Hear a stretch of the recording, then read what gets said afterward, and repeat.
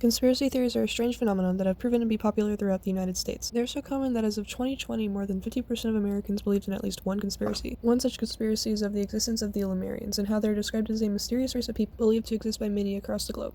One may assume by the name that these people are simply a strange race of lemur people. And although the name might have relation to those fuzzy mammals, Lemurians are supposedly a race of much more advanced and complex entities according to their believers. So, how did people come to believe in Lemurians? To understand that, we have to go back to where it started. It all started with the idea that there was a connecting landmass between India and Madagascar that sunk into the ocean. And the man who proposed such a crazy idea? His name was Philip Schlater. He was a known zoologist and lawyer who lived from 1829 to 1913. His logic was pretty sound. He proposed the existence of the landmass in 1864 in an attempt to explain the presence of lemur fossils in Madagascar.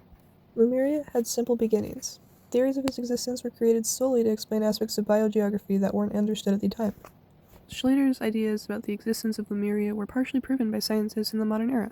An analysis of geographical data and tectonic plates suggests that about 84 million years ago an island did in fact descend into the Indian Ocean. However, due to key differences in other details, such as the fact that lemurs didn't evolve from any human race, scientists named that island Mauritius instead.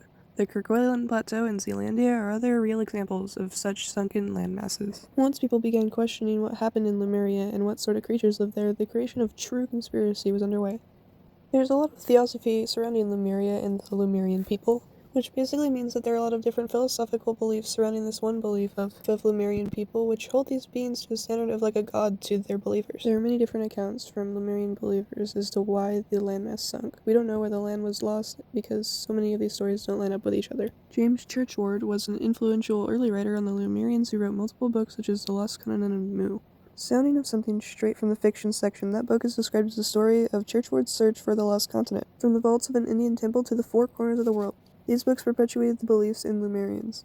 Now to get into some general myths about this Lemurian society. There are many interpretations of Lemurians. Some believe that they are shapeshifters, being able to turn into whales, dolphins, and merpeople, because that's how they explain where the majority of their civilization went to after Lemuria sunk. Stone people are originally a Native American belief that the rocks and minerals on this planet are part of the Ancient Ones. They contain consciousness and share their wisdom with us generously. Shamans and healers believe in the same thing. They also believe that due to their natural connection with the Ancient Ones, certain crystals can give us wisdom to Lemurian societies. They believe that these crystals, also known as starseeds, can heal and improve our species. A popular shaman saying that these crystals are programmed with the consciousness of ancient Lemuria, and that by even wearing these quartz, we could stimulate these latent human abilities, such as telepathy, and help us access and develop them once again.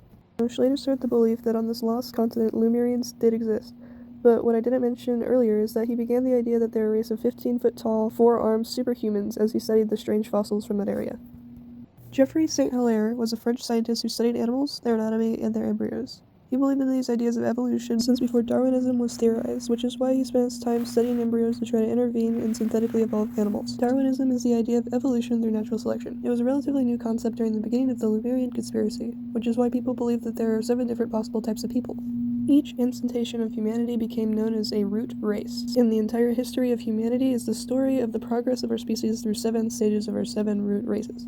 We today live in the 5th stage. During the Lemurian Age, or the 3rd root race, humans supposedly interbred with the most developed members of the animal kingdom. They were huge ape-like creatures that existed on Mars, Earth, and Mercury. Genes from these developed members of the animal kingdom created the Lemurian root race. Theorize that some Lemurians branched off from their evolutional pattern, which explains why there's still some Lemurians in existence to this day. A similar belief to that of Lemurian conspiracy is that of the Kumari Kandam. The Kumari Kandam is so similar, in fact, that it is believed to be a sunken landmass in the exact same place as Lemuria. This is a belief that comes from the Tamil people, who are a real ethnic group from South Asia with a recorded history going back more than 2 millennia. Their placement in history are so similar because it was after the discovery of Lemuria that the Tamil people began connecting it to their own Pandian legends of lands lost to the ocean, as described in ancient Tamil and Sanskrit literature. According to these writers, an ancient Tamil civilization existed on Lemuria before it was lost to the sea in a catastrophe. Devanya Panavar is the Tamil writer who started these claims that Lemuria is actually the mythical Tamil land, Kumari Kandam, and his naming of the landmass after a female Hindi goddess called Kanya Kumari may have been a sign of early gender equality. The Tamil people still see this land as the cradle of society, with another name for it being the land of the maiden. Some major interest points of the Lemurian conspiracy are of the Australian and Mount Shasta beliefs surrounding it. In Australia, a mystic named Helena Blavatsky founded the Theosophical Society in 1875, which allowed her to spread information about the Lemurians. The Australian belief is very similar to the mainstream conspiracy, but also adds on the idea that Australian people are just some hybrid between normal humans and Lemurians. Blavatsky theorized that Australia was just a remnant inland region of Lemuria, and because of this, the Lemurians bred with animals and other humans to create the Australian people as we see them today. Lemurian conspiracy became like a pseudo-history, meaning that historians viewed it as a distortion of the historical record and purely superstitious. On the other hand, the Mount Shasta branch of the Lemurian belief started with author Frederick Spencer Oliver. He claimed that the Lemurians were living inside of Mount Shasta, and he said that he would occasionally see them out in white robes. Occultist Harvey Spencer Lewis and author Guy Warren Ballard are among many other believers who publish books to spread more information about the Lemurians inside of Mount Shasta. In general, Mount Shasta seems to be a hotspot for all sorts of myths and legends. The Klamath Indians are responsible for some of the beliefs in this area. One of their more popular legends is of Skell and Lau. In Klamath myth, Lau Yaina is the god of the underworld and is in control of the volcano Mount Mazama. Lau fell in love with the Klamath chief's daughter, who completely rejected him. Enraged by the rejection, he tried to destroy the Klamath people with the curse of fire. Knowing of this, the Klamath Indian chief sought help from Skell, who is the master of all the animals that lived on Earth, and also in love with the chief's daughter. Because of this, Skell agrees to help, descending to Mount Shasta to stop Lau in a battle of epic proportions. They fought, fleeing stone, fire, and magma, covering the sky in ash. When the battle eventually ended, it ended in Skell's favor. He decapitated Lau, leaving the scraps of his body for the children who followed him to feed on, and the tears they cried to mourn him eventually formed a crater lake. A lot of myths and conspiracies in general, such as this one, take unique land formations and seem to create very interesting and unique stories surrounding them. For this reason, many conspiracies are very popular beyond their believers. Some people are extremely devoted to their beliefs in the Lemurian. Loyal Johnson is a relatively recent yet extremely prominent believer in the Lemurians. His accounts of the Lemurians and their home in the mountain Telos are so in-depth that they couldn't be skipped over. He claims to have had personal accounts with the Lemurians, and he's been on the news multiple times sharing his story. At this point, it's practically his life's work. Throughout his blog, as well as through his news interviews, he describes his accounts with the Lemurians in Mount Shasta. He says a tall, blonde man named Alex appeared to him and offered to show him Telos. He agreed, and then he boarded a levitating platform as Alex gave him a tour of the underground city. Alex took him around, showing him the buildings and White Pyramid in the middle, along with the tour of the different levels. He shared with one news source many illustrations of what they should look like.